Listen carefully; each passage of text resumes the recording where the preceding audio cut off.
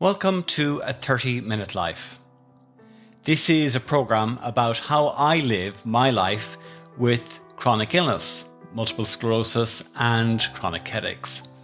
And I'm hoping that by you listening to this program, my experience will help you have a better experience of your illness. So on August 18th, 2017, I wrote a post called Living with MS and Chronic Headache, Invisible Symptoms. My symptoms. When people meet me, they often comment how well I look. This is often the case for people who are living with MS or headaches. There is nothing that you can see that gives you any idea of what I'm feeling on any given day. You cannot see that my leg is heavy until I start to walk. That's an MS symptom. Or they cannot see that my head feels like it's about to explode with some invisible bomb, whiplash symptom. I have many invisible symptoms that I wish I could show so that people could somehow understand how I feel.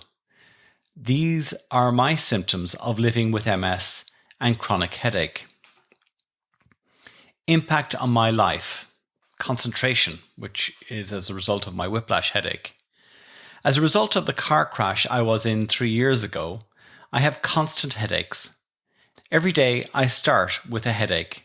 On a pain scale, it's 5 out of 10. And depending on my level of activity, mental or physical, it can climb to a 7 or 8 out of 10. The work that I used to do before the accident was usually using my brain. I was usually in a leadership position and or working on accounting or legal projects. My ability was to solve problems, and this required concentration, often for long periods. Now I can only concentrate for 30 minutes at a time, and the quality of this concentration is poor. For example, to write a post for this blog can take me several hours because I cannot get a flow. So I take my time, take frequent breaks, and eventually I have a post. The most important thing is that I'm doing something, and I have, when I'm finished, something to show for my effort. This is very important for my well-being. Impact on my life. Mobility, and this is a multiple sclerosis symptom. Now I need a stick to walk, as my right leg can get heavy, and my ankle doesn't work as well as it should. My mobility can change depending on the weather. Anyone who knows Ireland, and particularly the west of Ireland, knows that we have a lot of weather. In 10 minutes, the temperature can vary 5 degrees or 9 degrees Fahrenheit.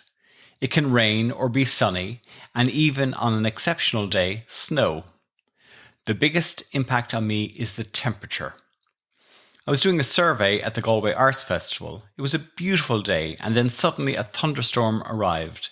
The temperature dropped and the heavens opened, flooding everywhere. The sudden drop in temperature meant that my leg decided that it was not going to work anymore. I think it wanted to go back to bed. Living with MS and chronic headache. I have adapted my life so that I can live with MS and chronic headaches. This has involved a change in my life of the type of work that I do. The choice I faced was either to rebel against my constraints or, as I decided, to work within them. I'm happy with the job that I'm doing, and I'm trying to be the best market research surveyor that I can be. 3 years ago now, almost exactly, and that post, I suppose, signifies the biggest issue that people with chronic illnesses like multiple sclerosis have, is that you cannot see what's happening to me. You don't know that my fingertips feel like there's fireworks firing off on each tip. You don't know that the right side of my face is numb and I can't feel things properly. And you don't know that there's pain circulating around the side of my head. You can't see it. Now, maybe the pain would cause my brow to furrow a little bit, but generally it's pretty hard to see. And the impact on how I live is also dramatic, though maybe not so easy to see. I have things like concentration problems, where any focus on one thing for a period of time can throw my headache into orbit. That's just the way it is. Now, I've come to expect that and know that it's going to happen. So it's not a shock to me anymore, and it doesn't cause me that anxiety that you would get when something like that comes out of the blue. I suppose it's become almost like a habit. I don't even realize how I react now.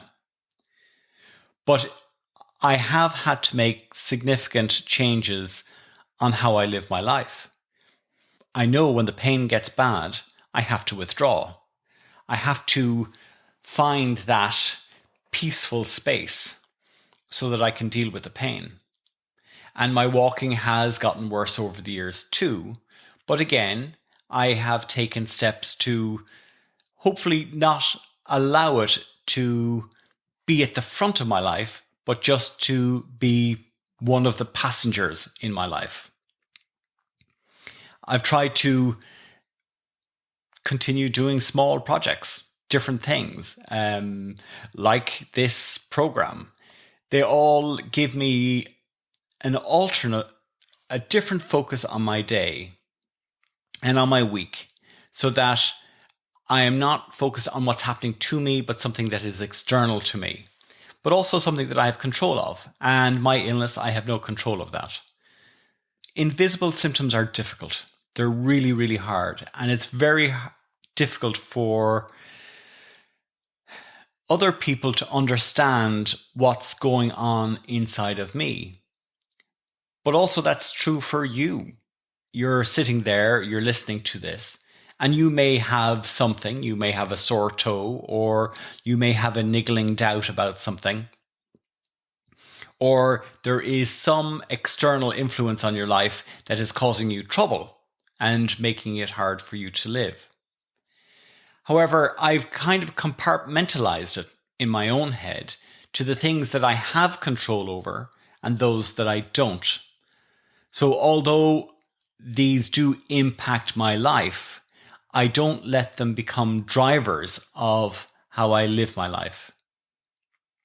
Those external things or the symptoms that I cannot change, I don't dwell over because I can't alter them.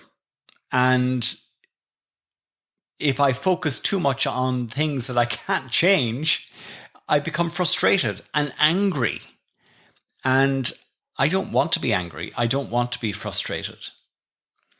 I look at those things in my life which I do have control over. And I have a control over my reaction to these things. I've a control over my reaction to pain. I have a control over my reaction to lost mobility.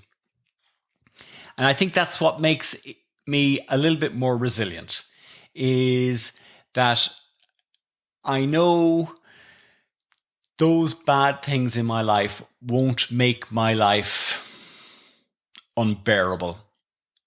And the positive things that I do in my day and in my week and in my month, they make my life enjoyable.